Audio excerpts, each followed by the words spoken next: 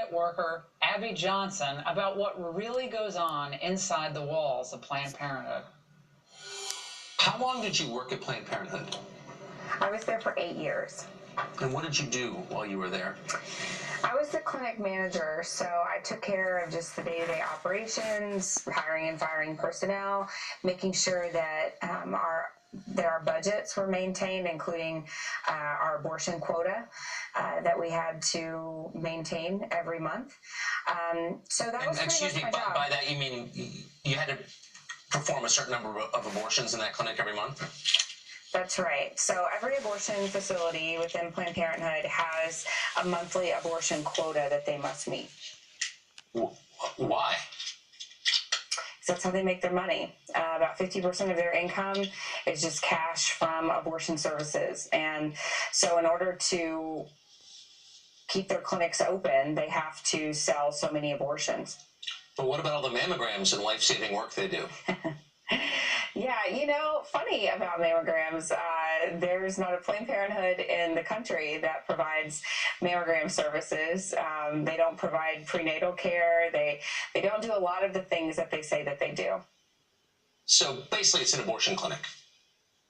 Pretty much, yeah. They provide a few things, STD testing and birth control, but they provide birth control because, according to their own numbers, 54% of women who have abortions were using birth control at the time that they got pregnant. So they know that that's just a way to get these young girls, especially, I'm 37 years old. I couldn't remember to take a pill at the same time every day. So, get these young girls in there, put them on a pill or a method with a high human error rate, and eventually they're going to end up pregnant, and that's another way to sell them an abortion. So they also sell fetal tissue, baby parts, and you saw that happen. What are the economics of that? Yeah, at the affiliate where I worked, we sold the whole body for about $200 per fetus.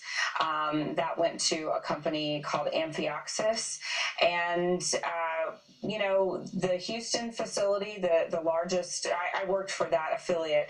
It's the largest abortion facility in the Western Hemisphere, second largest to China.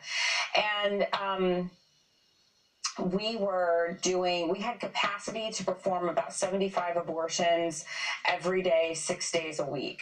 So if you look at even half of those women, having tissue that is suitable to be donated or sold, then you're looking at over $2 million a year just at that one clinic.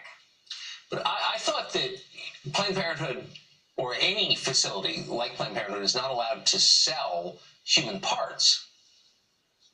Yeah, it's interesting because the way that they line item everything, it looks like it's a legitimate business transaction. But because the law says that they can charge for things like shipping and handling and things like that. And so if they line item it correctly, then it looks like that you're just paying for handling services or for shipping services.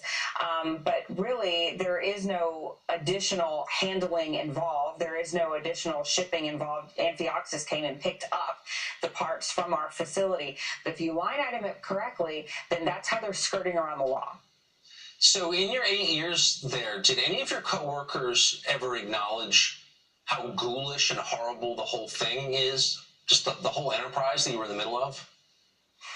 Yeah, I think, though, what happens is, and this happened to me as well, when you're working inside of an industry like that, you become very dark and you stop seeing just the heinous acts that you're participating in, and it becomes a joke. And I remember my supervisor, joking about the babies that we aborted and things, like the security code on our alarm was 2229 because that spelled out baby. and they thought that was just hilarious.